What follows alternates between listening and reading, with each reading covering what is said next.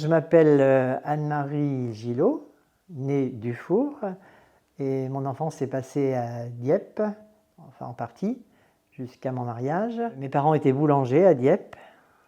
Ensuite, ils sont partis à Doudeville, en Seine-Maritime, dans le Pays de Caux, boulanger également. Le fils de mon frère, qui a fait l'arbre généalogique, qui est vraiment très très pointu.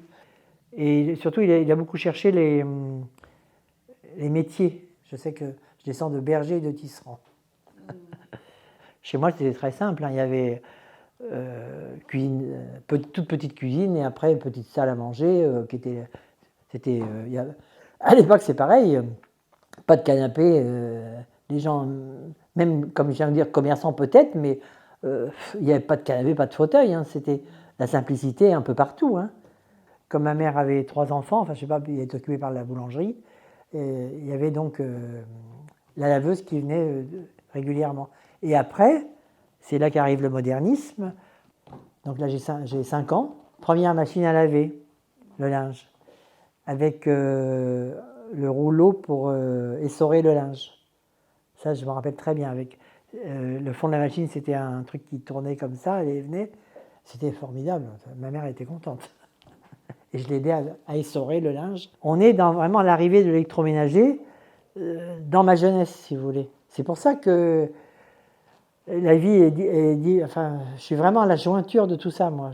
Après, j'ai eu la machine à laver. Mon mari en vendait, une machine à laver, justement. J'ai eu une très belle machine à laver, Lincoln grande marque, etc. Enfin, tout a coulé de source.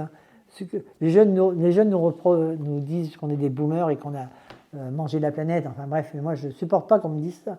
Mon métier à moi, c'était donc j'ai été 2 ans dans l'enseignement, mais je n'étais pas titulaire. Et donc en professeur de français, à Louviers et à Gisors.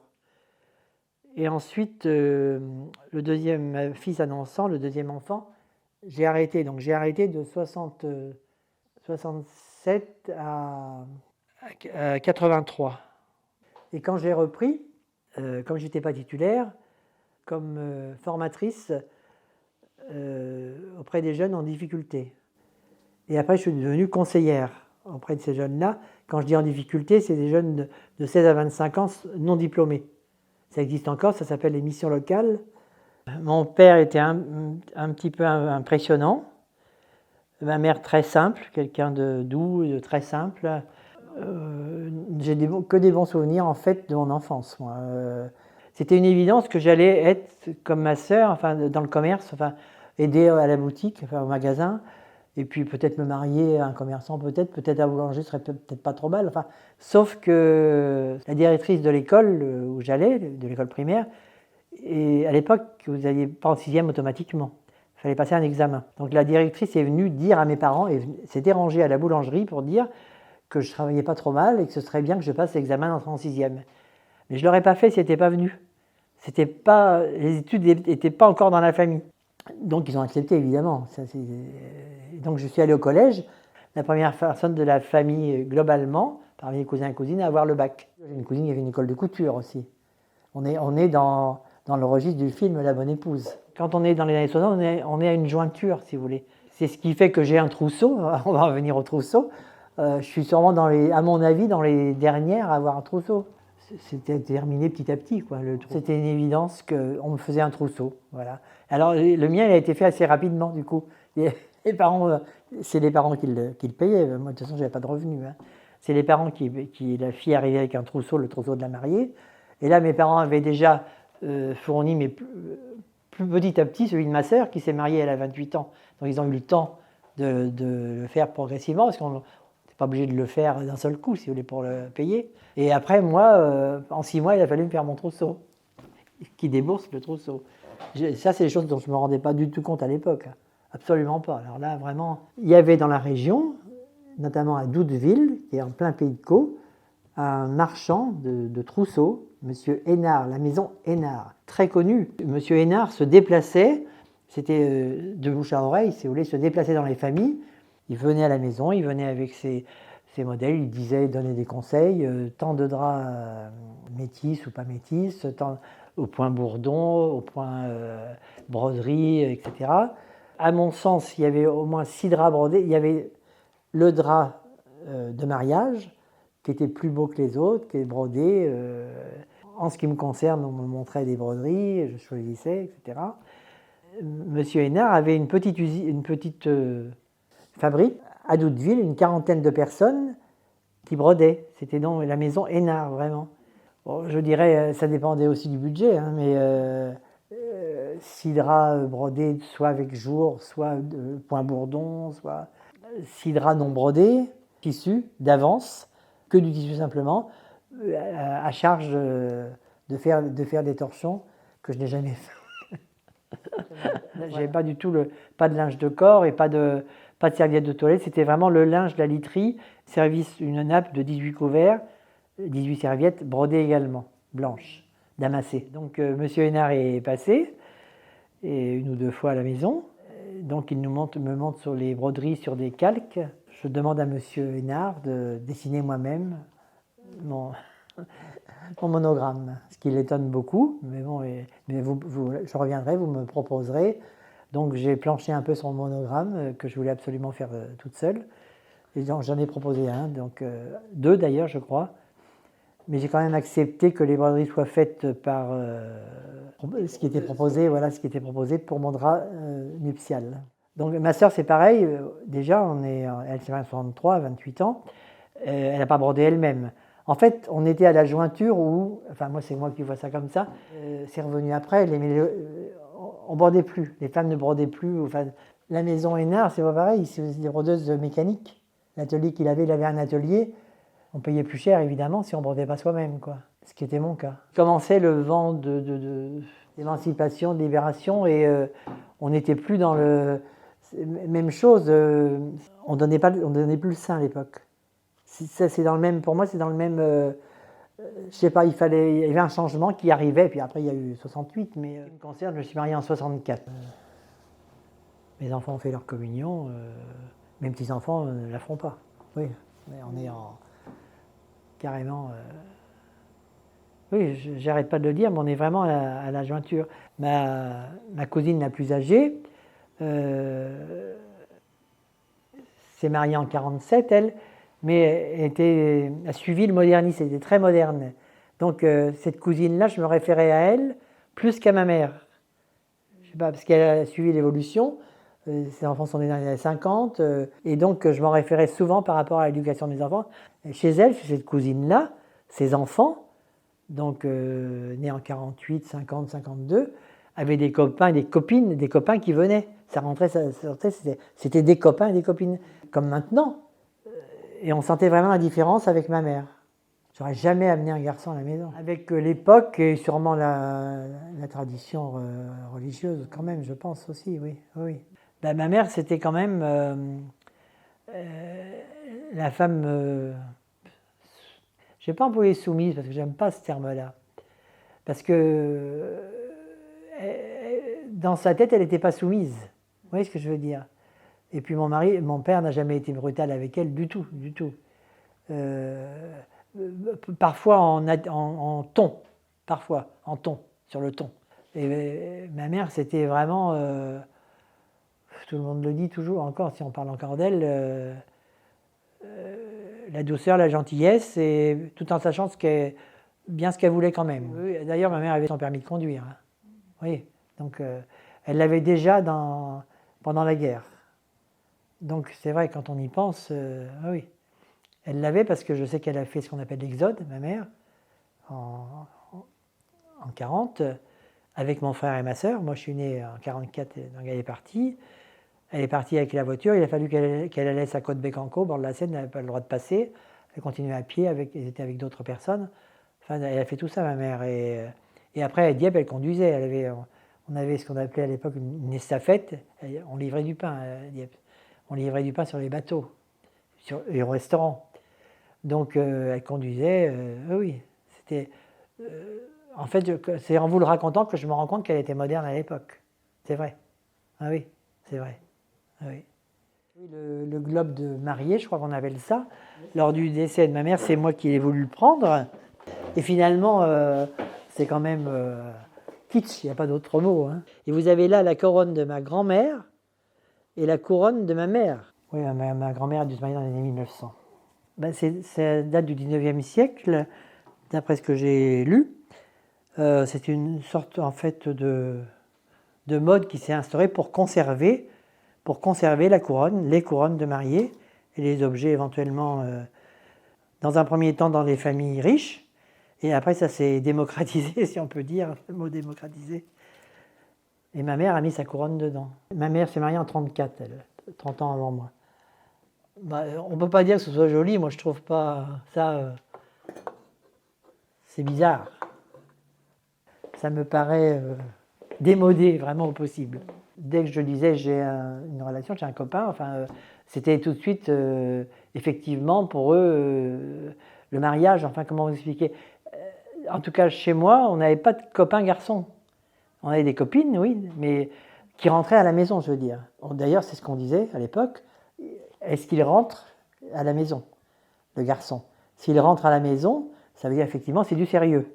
À mon sens, en tout cas dans mon milieu qui était un milieu commerçant, même pas petit bourgeois, commerçant, je ne sais pas si vous voyez la différence, je disais rien, je suis correspondant, d'ailleurs pour tout vous dire, je correspondais en poste restante. Vous avez le courrier arrive à la poste et vous allez le chercher. Et pourtant, je n'étais même pas majeur, parce que oui, j'ai oublié de vous dire, je me suis marié, mes parents ont signé. La majorité n'était qu'à 21 ans. À l'époque où je n'avais pas encore dit à mes parents que je connaissais quelqu'un, ils venaient parfois à la boulangerie, me voir comme ça, m'entrevoir ou me faire signe qu'il était dans les parages. Il avait repéré quelqu'un qui sortait dans les derrière de la boulangerie en me disant, pensant que c'était mon père. C'était un commis, pas impressionnant du tout. Et il s'était dit, mon mari, ça va, si c'est ça, monsieur Dufour, pas de problème. Sous-entendu, il ne fallait qu'une bouchée. Mais le problème, c'est que mon mari s'est trouvé avec mon père qui n'était pas du tout cette personne qu'il croyait. Ça s'est très bien passé, hein, mais ma sœur s'était mariée 1 an avant. Donc c'était un petit peu... ils étaient très surpris, ça c'est certain. Et il a fallu que mon mari se présente à mon père, à mes parents.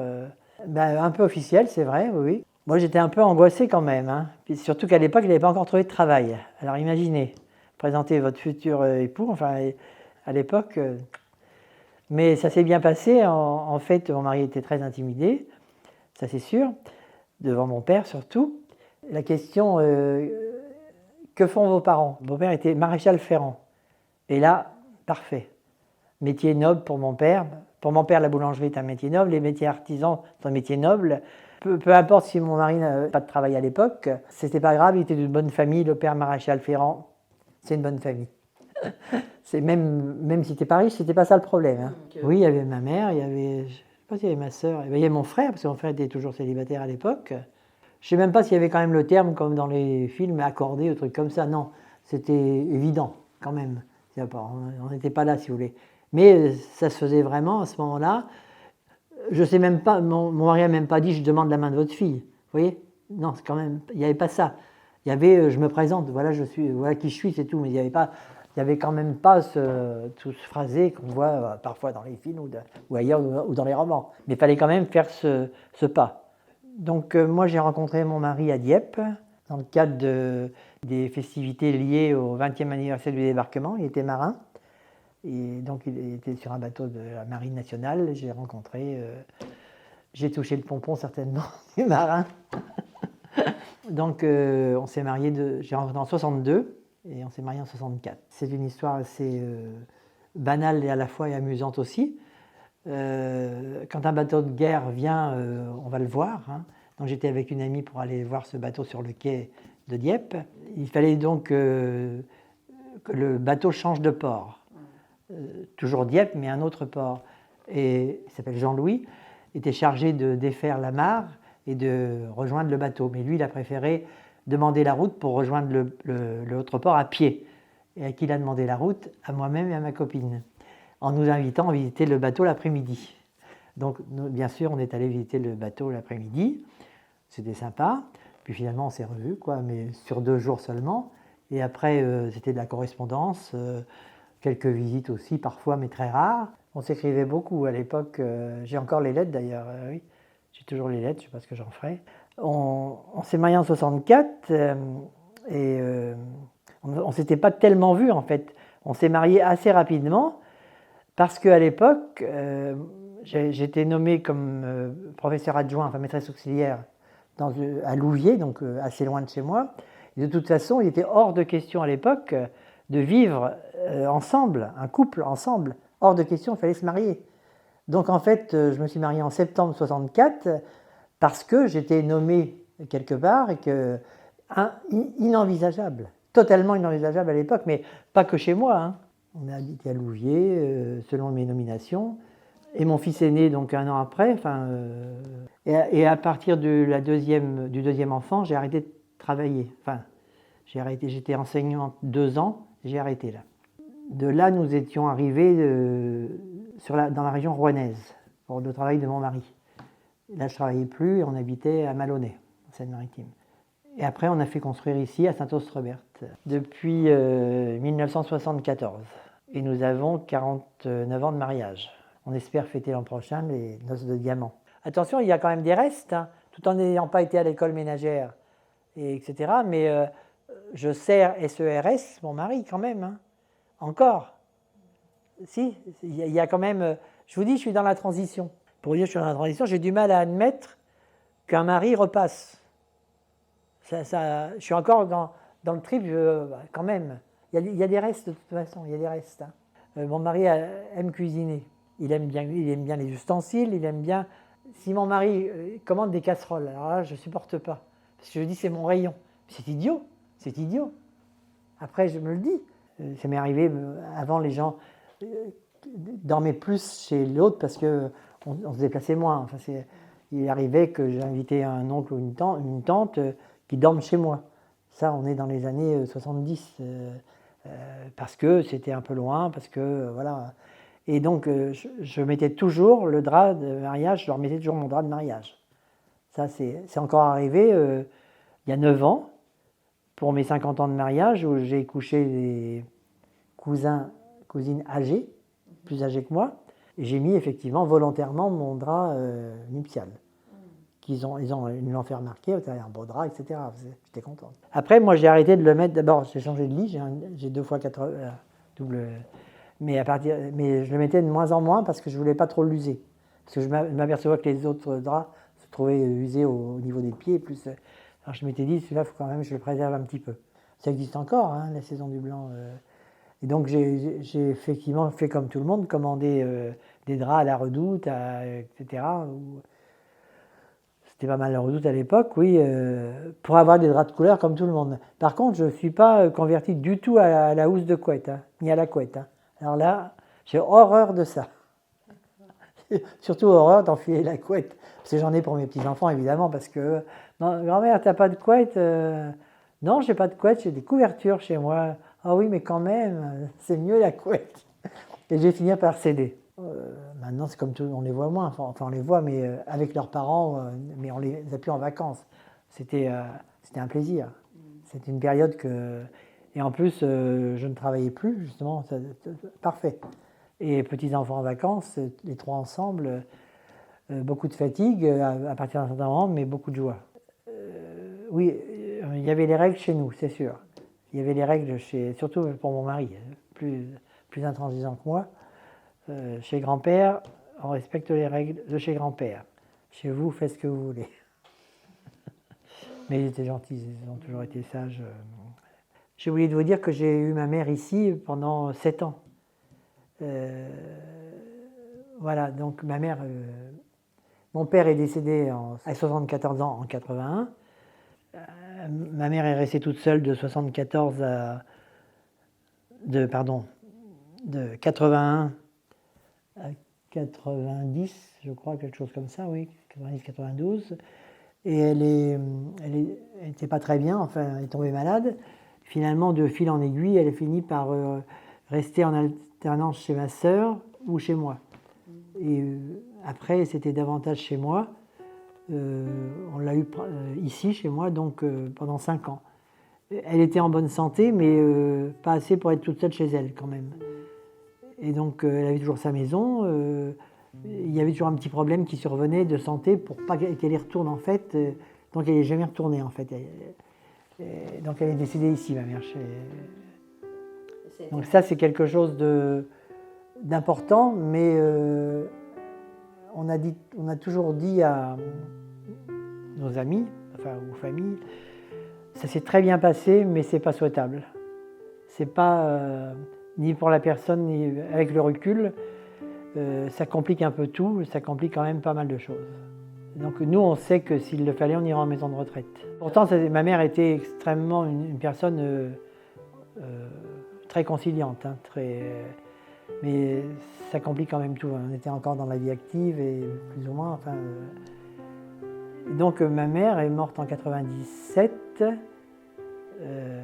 donc elle n'a pas connu mes petits-enfants. Elle a connu chez ma sœur les enfants de ma sœur. Et chez mon frère aussi, oui. Finalement, ça s'est fait tout seul. On n'a pas fait de conseil de famille, mais je pense que ça aurait pu finir par poser des problèmes quand même. 7 ans, c'est long, et puis il y avait nos propres enfants avec parfois des problèmes, etc. Donc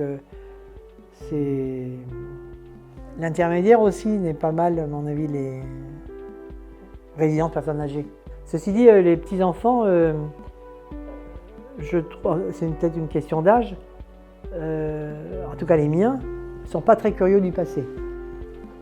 Pourtant, on leur dit des choses parfois, mais ils ne posent pas de questions, ça je veux dire. Et moi, j'ai tendance à garder beaucoup de choses en me disant, en espérant, et même je marque parfois offert par, pour, etc. Ou je précise sur les photos. Alors que, et après je me dis, je fais ça pour rien peut-être, mais je sais pas.